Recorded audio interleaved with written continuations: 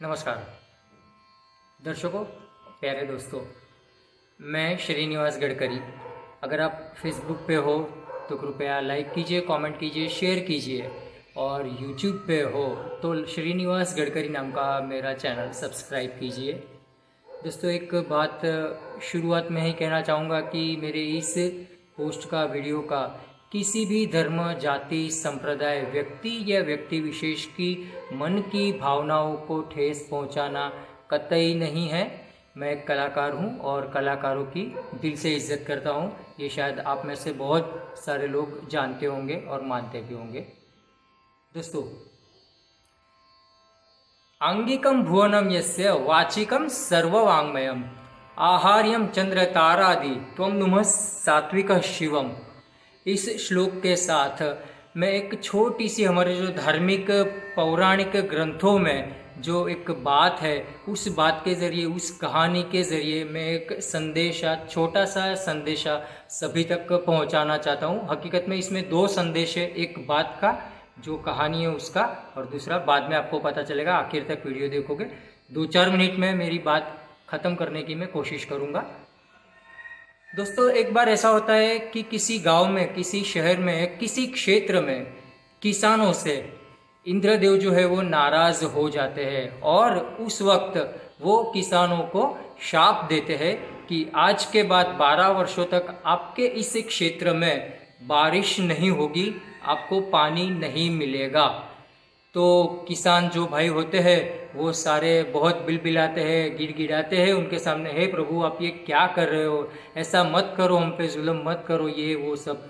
तो फिर इंद्रदेव थोड़े से उनकी नाराज़गी कम करते हैं और उनको शाप में थोड़ा सा कम करने की बात करते हैं और कहते हैं कि अगर आप लोग शिव शंकर जो कैलाशपति है, कैलाशवासी है, उनको मना लो और अगर वो डमरू बजाए तो मैं बारिश करूँगा, बाकी मैं बारिश नहीं करूँगा।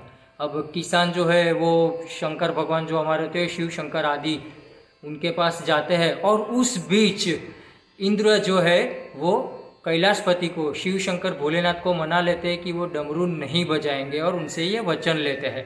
उस वक्त जब ये लोग वहाँ पर पहुँचते हैं किसान, तो जो भोलेनाथ है उनको प्रसन्न करते हैं और उनसे वर मांगते हैं, लेकिन वो कहते हैं कि हे भोलेनाथ, आप डमरू बजाओगे तो ही बारिश होगी, बाकी बारिश नहीं होगी, तो कृपया आप डमरू बजाइए।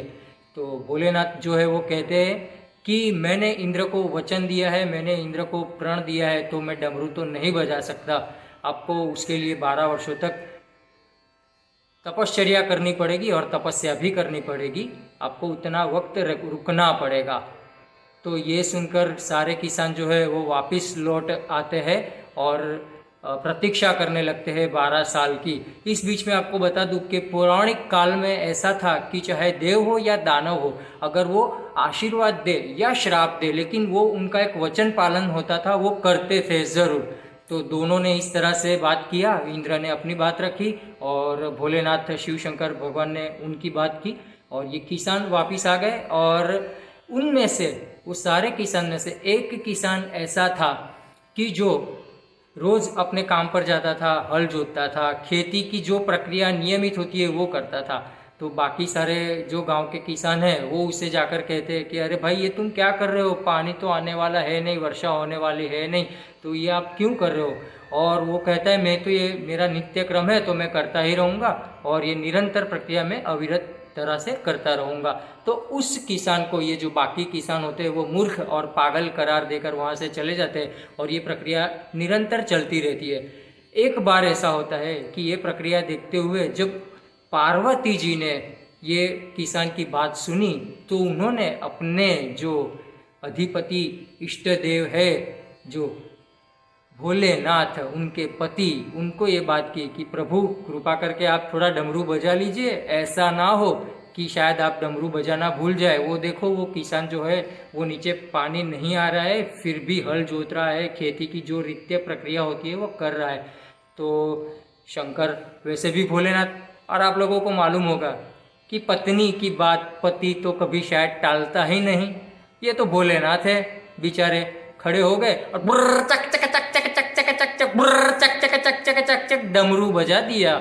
और जैसे ही वहाँ पर डमरू बजा तो उस गांव में बारिश हो गई। मित्रों, ये 12 साल नहीं लगे थे उस बात को, सिर्फ चौथे साल में बारिश हो गई। और उस वक्त जितने भी लोग, जितने भी बाकी के किसान इस राह में देख रहे थे कि 12 साल के बाद बारिश होगी, 12 साल के बाद पानी आएगा, उनके खेत वैसे ही बंजर वीरान पड़े थे। और जो ये अकेला किसान की जिसको मूर्ख और पागल करार दिया गया था, वो उस किसान का खेत लहलहा उठा, क्योंकि ये उसका नित्य क्रम था, वो निरंतर करता रहता था।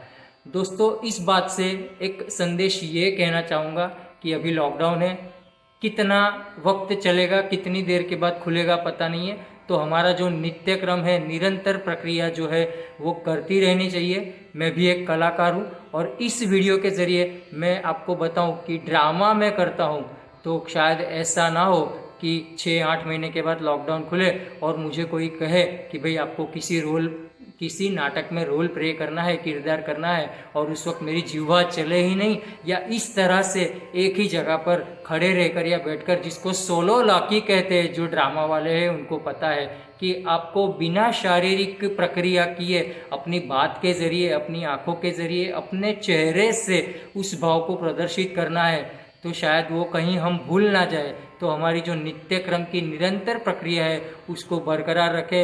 हो सकता है लॉकडाउन अचानक खुल जाए और अचानक किसी को ये जिसको कहते हैं ऑफर मिले कि भाई आपको कुछ कहीं पे काम है, और उस वक्त ये काम लग जाए।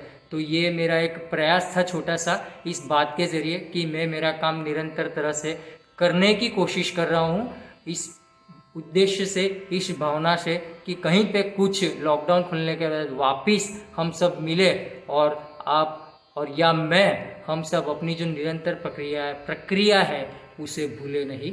और मैं एक और अब बात बता दूं कि ये जो वीडियो है वो कोई कटिंग, एडिट, पेस्टिंग या डबिंग वाला नहीं है, सीधा सीधा एक ही वन कट शॉट जिसको कहते हैं, वन शॉट में रिकॉर्ड किया गया है। तो इसी बात के साथ मैं आपसे आज्ञा चाहूँगा, please stay safe, stay home, घर में रहे, सुरक्षित रहिए, निरंतर अपनी जो प्रक्रिया है, अपना आर्थिक उपार्जन है, अपना जो नित्य कर्म हम करते आ रहे थे अब तक, वो करते रहे। इसी आशा के साथ मैं श्रीनिवास गडकरी आपसे अलविदा चाहता हूँ। रणछोड़ राय की जय, भारत माता की जय, नमस्कार, अस्तु।